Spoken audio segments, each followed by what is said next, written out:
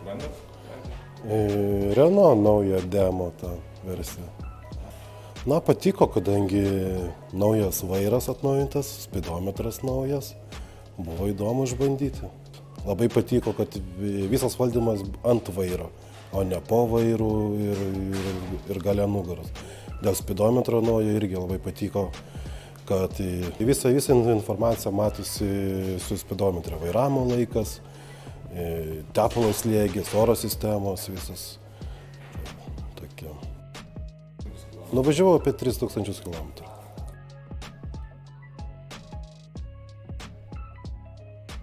Pastebėjau, kad tikrai mažiau naudoja, negu dabar su kuria važinėju. 5 litrais tikrai mažiau negu su kuria dabar dirbu.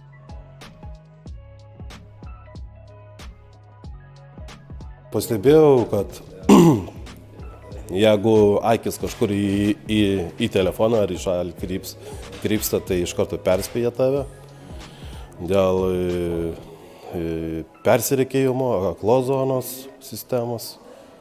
Irgi.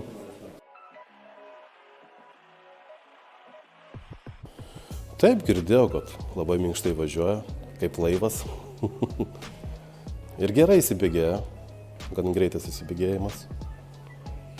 Šiaip, gera mašina.